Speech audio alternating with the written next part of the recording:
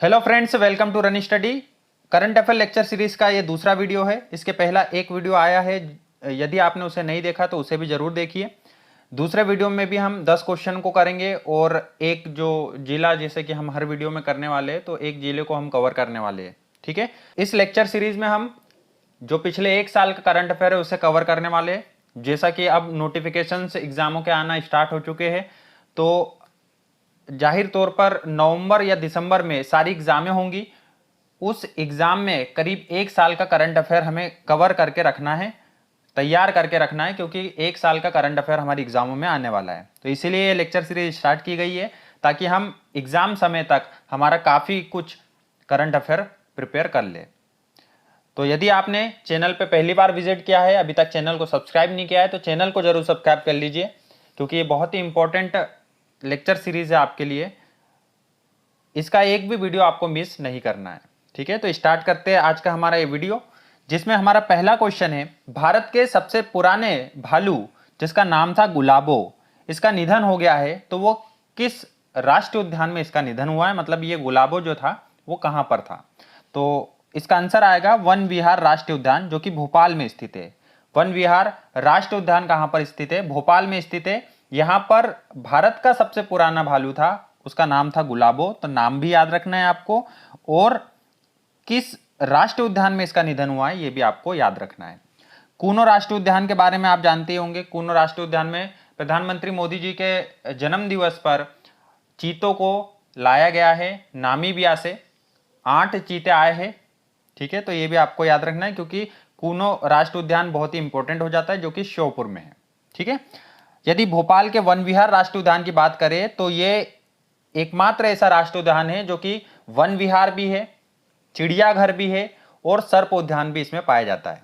ठीक है, इसे ISO 9001-2008 अवार्ड प्राप्त हुआ है। ये अवार्ड प्राप्त करने वाला ये नेशनल पार्क है। इसकी स्थापना हुई थी 1983 को, और वन्य जीव संरक्षण अधिनियम जो आया था वो 1972 को आया था। इसी के तहत इसकी स्थापना की गई थी। ये 1979 में पहले राष्ट्रीय उद्यान नहीं हुआ करता था, इसे राष्ट्रीय उद्यान का दर्जा कब मिला है? तो 1983 में मिला हुआ है। ठीक है, और ये वन्य जीव संरक्षण अधिनियम भी आपको याद रखना है। वन्य जीव संरक्षण अधिनियम 1972 को आया था।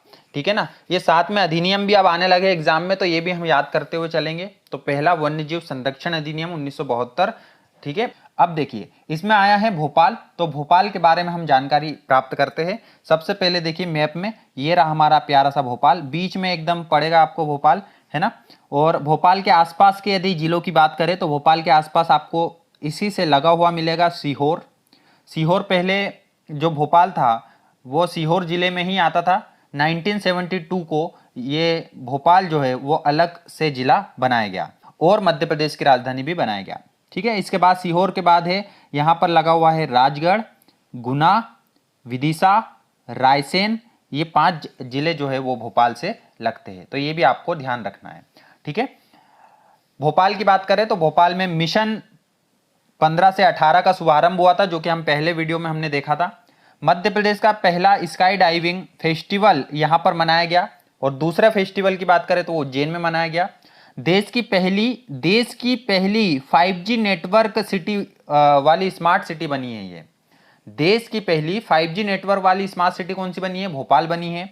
देश का पहला आर्टिफिशियल स्लालम कोर्स यहां पर बनाया जाएगा। तो ये सारी बातें आपको याद रखना है। भोपाल के बारे में और बात करें यदि, तो यहां पर कुछ संस्थान है, कुछ अकादमी है जो एग्जाम में बार बार पूछी जाती है, तो उन्हें भी आपको याद रखना है। पहला आपदा प्रबंधन संस्थान ये भोपाल में बना था।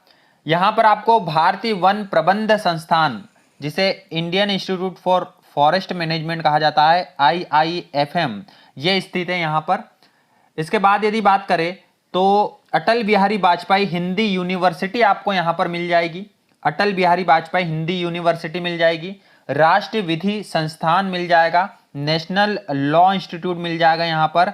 नेशनल लॉ इंस्टीट्यूट यहां पर आपको मिल जाएगा। साथ ही हिंदी ग्रंथ अकादमी मिल जाएगी, जिसकी स्थापना 1969 को। हिंदी ग्रंथ अकादमी इसकी स्थापना कब हुई थी? तो 1969 में हुई थी इसकी स्थापना। ये भी आपको भोपाल में मिलेंगी। इसके बाद याद रखना है मध्य प्रदेश संस्कृत अकादमी। मध्य प्रदेश संस्कृत अकादमी की स्थापना एमपी संस्कृत अकादमी, मध्य प्रदेश संस्कृत अकादमी, इसकी स्थापना हुई थी 1985 में। ये भी आपको भोपाल में मिलेंगी। मध्य प्रदेश संस्कृत अकादमी की स्थापना कब हुई थी? 1985 में हुई थी और ये कहाँ मिलेगी आपको? भोपाल में मिलने वाली है। ठीक है, मिशन 15 से 18 जो कि किशोरों या किशोरियों के लिए 15 से 18 वर्ष के किशोर और किशोरियों के लिए टीकाकरण अभियान था, जिसकी शुभारंभ कहां से हुआ था? तो भोपाल से हुआ था। मध्य प्रदेश का पहला स्काई डाइविंग फेस्टिवल भी मनाया जाएगा तो भोपाल में। देश की पहली 5G नेटवर्क वाली स्मार्ट सिटी बनी है भोपाल। देश का पहला आर्टिफिशियल स्लालम कोर्स कहां पर बनाया जाएगा? तो भोपाल में। जो यहां पर देश का पहला रहता है ना, वो हमारी एग्जामों के लिए काफी इंपॉर्टेंट होता है, क्योंकि देश में एमपी का पहला स्थान है, तो इसलिए वो क्वेश्चन जो बनता है वो इंपॉर्टेंट हो जाता है। ठीक है, तो ये सारी बातें आपको ध्यान रखना है। बढ़ेंगे आगे। नेक्स्ट क्वेश्चन है, मध्य प्रदेश उच्च न्यायालय में न्यायालयीन कार्य के समय में कितनी वृद्धि की गई है? तो ऑप्शन है 15 मिनट, 30 मिनट, 45 मिनट या 60 मिनट। तो इसका आंसर आएगा 30 मिनट की वृद्धि की गई है। जो उच्च न्यायालय का जो न्यायालयीन समय होता था, न्यायालय का जो समय होता था उसमें वृद्धि करी है। कितनी वृद्धि? 30 मिनट की वृद्धि करी गई है। और ये किस नियम को चेंज करा है? तो Madhya Pradesh high court rules 2018 में संशोधन करके ये समय में वृद्धि की गई है। Madhya Pradesh high court rules 2018 के समय में संशोधन करके 30 मिनट के न्यायालयीन कार्य समय में वृद्धि की गई है। अभी वर्तमान में मध्य प्रदेश के हाईकोर्ट के मुख्य न्यायाधीश की बात करें तो न्यायमूर्ति रवि विजय कुमार मलिमथ, रवि मलिमथ से भी याद कर सकते हो, न्यायमूर्ति आर मलिमथ जो कि हमारे मुख्य न्यायाधीश है वर्तमान में। ठीक है, आगे बढ़ेंगे। देश का सबसे लंबा रेलवे फ्लाईओवर किस शहर में बनाया जा रहा है? देश का सबसे लंबा रेलवे फ्लाईओवर ये कहां पर बनाया जा रहा है? तो इसका आंसर आएगा कटनी में। कहां बनाया जा रहा है? कटनी में बनाया जा रहा है देश का सबसे लंबा फ्लाईओवर, जो कि 35 किलोमीटर लंबा है। कितना लंबा है? 35 किलोमीटर लंबा है। जो मालगाड़ी सिंगरौली से जाती है, वो सिंगरौली से अब कटनी होते हुए जो मालगाड़ी जाती है, तो उसे कटनी स्टेशन पर जाने की जरूरत नहीं है। एक ब्रिज बना दिया जाएगा, रेलवे फ्लाईओवर, उसके होकर ही ये मालगाड़ियां सीधे निकल जाएगी, कटनी स्टेशन पर जाने की जरूरत नहीं रहेगी। ठीक है, तो ये सबसे लंबा, देश का सबसे लंबा रेलवे फ्लाईओवर है, तो यह कटनी में बनाया जा रहा है। ये भी बहुत ही इंपॉर्टेंट क्वेश्चन है, ये भी आपको ध्यान रखना है, डबल स्टार वाला क्वेश्चन है ये। आगे बढ़ेंगे। मध्य प्रदेश के किस शहर को साउथ एशिया में यूनेस्को की क्रिएटिव सिटी के रूप में चुना गया है? तो इसका आंसर हो जाएगा ग्वालियर को। ग्वालियर को साउथ एशिया में यूनेस्को की क्रिएटिव सिटी के रूप में चुना गया है। ठीक है, आपको ध्यान रखना है, यूनेस्को की क्रिएटिव सिटी के रूप में किसको चुना गया है? तो ग्वालियर को चुना गया है। ये बात आप ध्यान रखेंगे। आगे बढ़ेंगे। उज्जैन गौरव दिवस कब मनाया जाएगा? उज्जैन गौरव दिवस कब मनाया जाएगा? तो इसका आंसर है 2 अप्रैल को। 2 अप्रैल को उज्जैन गौरव दिवस के रूप में मनाया जाएगा। साथ ही आपको ध्यान रखना है, जनजातीय गौरव दिवस, तो ये 15 नवंबर को जनजातीय गौरव दिवस के रूप में मनाया जाता है। और दतिया गौरव दिवस को भी याद रखना है आपको, 4 मई को मनाया जाता है दतिया गौरव दिवस। क्या मनाया जाता है? दतिया गौरव दिवस। तो दतिया का गौरव दिवस ये कब मनाया जाएगा? 4 मई को। और उज्जैन गौरव दिवस कब मनाएंगे? 2 अप्रैल को। जनजातीय गौरव दिवस कब मनाएंगे? 15 नवंबर को। और 9 जनवरी को हम क्या मनाते हैं? तो प्रवासी भारतीय दिवस। क्या मनाते हैं? प्रवासी भारतीय दिवस। और याद रखना है आपको, प्रवासी भारतीय दिवस जो इस बार मनाया जाएगा वो मध्य प्रदेश में भोपाल में मनाया जाएगा। ठीक है ना, आगे बढ़ेंगे। अब मुख्यमंत्री शिवराज सिंह चौहान ने मुख्यमंत्री कन्या विवाह योजना की राशि 51,000 से बढ़ाकर कितने रुपए करने की घोषणा की है? 51,000 रुपए पहले मुख्यमंत्री कन्या विवाह योजना में दिए जाते थे, इसे बढ़ाकर कितने रुपए करने की मुख्यमंत्री ने घोषणा की है? तो ध्यान रखना है 55,000 रुपए, मतलब 4,000 रुपए इसमें बढ़ा दिए गए हैं। 55,000 रुपए मुख्यमंत्री शिवराज सिंह चौहान ने घोषणा की है कि मुख्यमंत्री कन्या विवाह योजना में जो है 55,000 रुपए दिए जाएंगे। पहले इसका जो नाम था मुख्यमंत्री कन्यादान योजना था। इसका नाम क्या था? मुख्यमंत्री कन्यादान योजना था, जिसे अब बदलकर मुख्यमंत्री कन्या विवाह एवं निकाह योजना कर दिया गया है। तो ये पहले जो नाम था ये भी याद रखना है आपको, 2006 में ये योजना प्रारंभ हुई थी, तो मुख्यमंत्री कन्यादान योजना के नाम से प्रारंभ हुई थी। लेकिन 2015 में इसका नाम जो है वो बदल दिया गया और क्या कर दिया गया? मुख्यमंत्री कन्या विवाह एवं निकाह योजना। आगे बढ़ेंगे। मंडई उत्सव का आयोजन मध्य प्रदेश के किस जिले में किया गया था? मंडई उत्सव का आयोजन मध्य प्रदेश के किस जिले में किया गया था? तो इसका सही उत्तर आएगा बालाघाट जिले में। बालाघाट जिले में मंडई उत्सव का आयोजन किया गया था। यदि हम बात करें अन्य समारोह की, तो मध्य प्रदेश में जो अन्य समारोह जो बार बार एग्जाम में पूछे जाते, उनमें आपको ध्यान रखना है कि मध्य प्रदेश समारोह ये कहां पर होता है? तो दिल्ली में होता है। मध्य प्रदेश समारोह दिल्ली में आयोजित किया जाता है। कालिदास समारोह उज्जैन में आयोजित किया जाता है। कालिदास समारोह कहां पर आयोजित होता है? उज्जैन में। खजुराहो नृत्य समारोह ये खजुराहो में होता है, और इस बार जो हुआ था वो 48वां खजुराहो नृत्य समारोह था। इसमें याद रखना है आपको 8 देशों के राजदूत या उच्चायुक्त इसमें शामिल हुए थे। कितने देशों के? 8 देशों के राजदूत या उच्चायुक्त शामिल हुए थे। तानसेन समारोह ये ग्वालियर में मनाया जाता है। उस्ताद अलाउद्दीन खां समारोह ये मेहर में मनाया जाता है। अमीर खां संगीत समारोह ये इंदौर में मनाया जाता है। और तुलसी समारोह ये भी आपको ध्यान रखना है, तुलसी समारोह यह चित्रकूट सतना में मनाया जाता है। तुलसी समारोह कहाँ मनाया जाता है? तो चित्रकूट में मनाया जाता है, जो कि सतना जिले में आता है। ठीक है। उस्ताद अलाउद्दीन खां के बारे में पूछा जाता है क्वेश्चन कि ये किस घराने से संबंधित है? तो ये भी ध्यान रखना है, मेहर घराने से संबंधित है।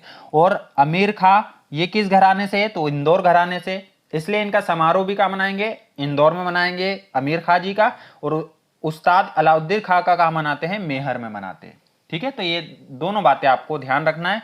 आगे बढ़ते हैं। देश का तीसरा डिफेंस कॉरिडोर मध्य प्रदेश में कहां पर बनाया जाएगा? किस क्षेत्र में बनाया जाएगा? देश का तीसरा डिफेंस कॉरिडोर, तो देश का तीसरा डिफेंस कॉरिडोर है जो कि चंबल क्षेत्र में बनाया जाएगा। तीसरा है, इसका मतलब पहला और दूसरा कहीं ना कहीं बन चुके हैं, तो यह भी ध्यान रखना है कि पहला डिफेंस कॉरिडोर जो बना है वो तमिलनाडु में बना है। पहला डिफेंस कॉरिडोर कहां बना है? तमिलनाडु में बन गया है। और दूसरा डिफेंस कॉरिडोर जो है वो उत्तर प्रदेश में बना है। और तीसरा हमारे यहां बनना वाला है।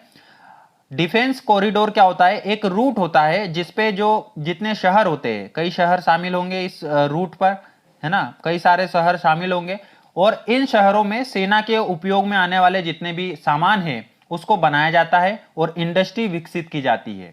ठीक है। और जब ये कॉरिडोर बन जाएगा तो यहाँ पर हथियार, जो सेना के हथियार रहते हैं, वहां से हथियार हो चाहे वर्दी हो, सारे के सारे सामान का निर्माण यहाँ पर किया जाएगा। तो ये तीसरा डिफेंस कॉरिडोर है जो कि मध्य प्रदेश में बनने जा रहा है। पहला और दूसरा भी याद रखना। पहला तो काफी इंपॉर्टेंट है कि पहला डिफेंस कॉरिडोर तमिलनाडु में बना है, दूसरा उत्तर प्रदेश में। बढ़ते आगे। नरसंहार संग्रहालय किस जिले में बनने की घोषणा हुई है? तो नरसंहार संग्रहालय के बारे में आपको ध्यान रखना है, भोपाल जिले में बनने की घोषणा की है।